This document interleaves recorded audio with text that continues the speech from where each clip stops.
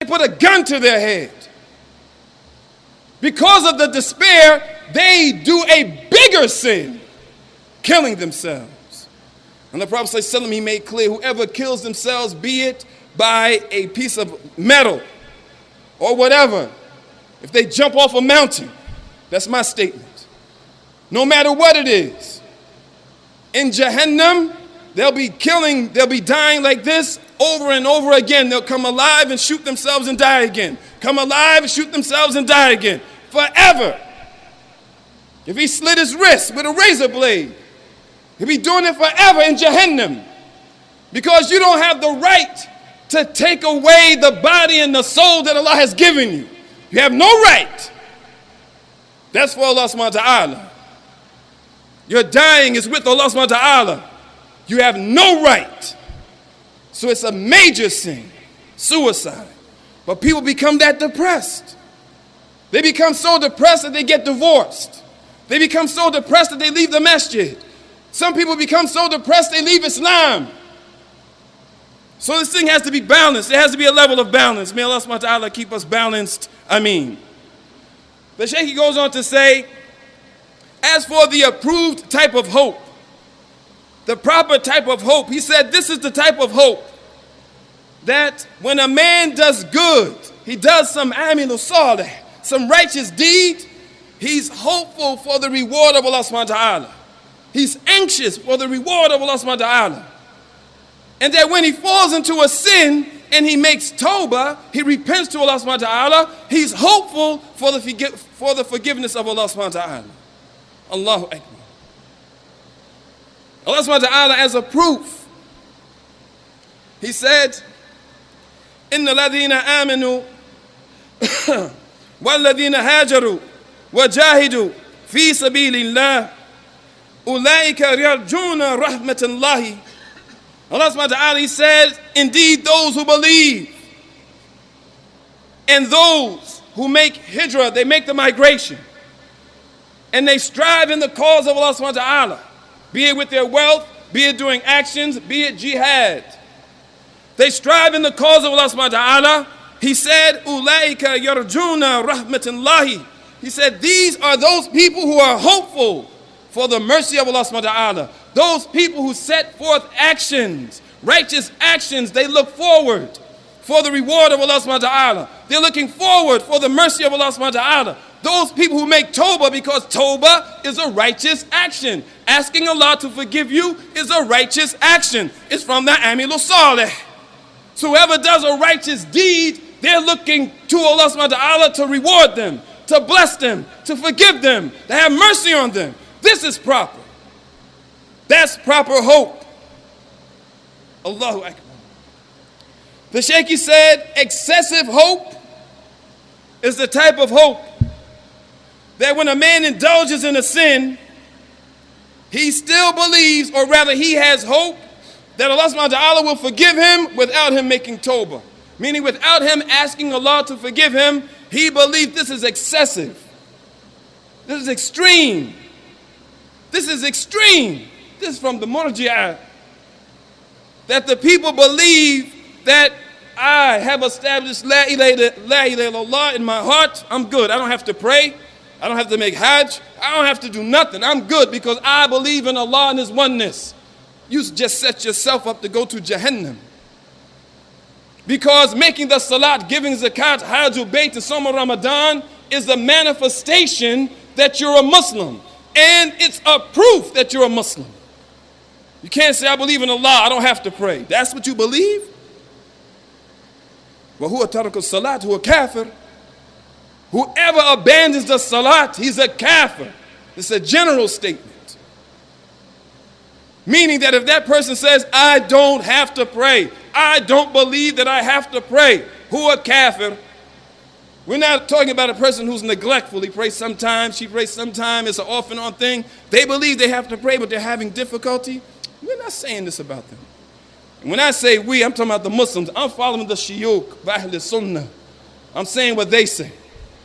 Nobody leave here and say that Hamzah has made takfir upon the Muslims, has made takfir upon the Muslims. Ya'udhu billahi min dhalik. We're talking about clarity. So the person who has excessive hope is that he believes that there's no God worthy of worship except Allah, and that's good enough for him. They don't have to do any good deeds. But this is not how it's understood based upon the ayat we read before it. From among the Sahaba or the Salaf, Wahab ibn Munabih, someone came and they asked Wahab, he said, isn't La ilaha illallah miftahu jannah? Isn't the statement, there's no God worthy of worship except Allah, the key to paradise? He said, Naam. He said, yes. He said, but no, that every key has teeth. Every key has teeth. And the teeth on this key is action. Subhanallah. Allahu Akbar. We ask that Allah subhanahu wa ta'ala make us from those people who have these two blessed characteristics, fear and hope. Ameen. Alhamdulillah wa salatu wa salamu ala Rasulullah sallallahu alayhi wa ahlihi wa sallam. Mabad. From among the Salaf, Abu al-Zabiri, he said that fear and hope are like two wings on a bird. Fear and hope are like two wings on a bird. He said if they are well balanced, then the flight will be well balanced. Right? We never seen a bird go and take off and be all over the place. No, because there's balance. There's balance there. He said, so if they are well balanced, the flight is well balanced. He said, but if they are stunted, if one of the wings is stunted, then the other becomes stunted. It can't do its job.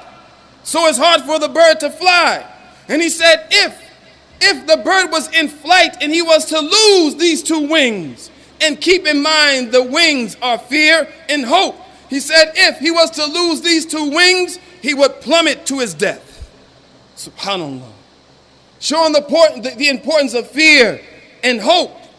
Therefore, when we look at this statement from the Salaf, we see that fear, it demands hope. Fear demands hope.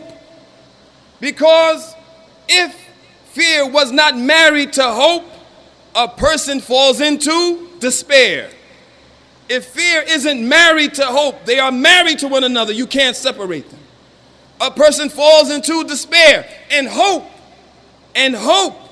dictates and demands fear. Because if hope is by itself without fear, a person develops a sense of false security. Allahu Akbar. So when we hear the word fear being mentioned in the Quran and hope, we know they're married to one another. And with that being the case, we mentioned this beautiful ayat from Surah Ar-Rahman. And even after hearing this, I encourage each and every one of us to go back and read Surah Ar-Rahman because of this tremendous ni'mah from Allah subhanahu wa ta'ala. Allah subhanahu wa ta'ala, He mentions, وَلِمَنْ خَافَ مَقَامٍ رَبِّهِ. Allah subhanahu wa ta'ala, He said, and whoever is fearful of standing before his Lord. Whoever is fearful of standing before his Lord, and we know that fear and hope, they're coupled together. Whoever is fearful of standing before his Lord, listen to what Allah subhanahu wa ta'ala, He said, Jannatani. He said they'll get two gardens. Allahu Akbar.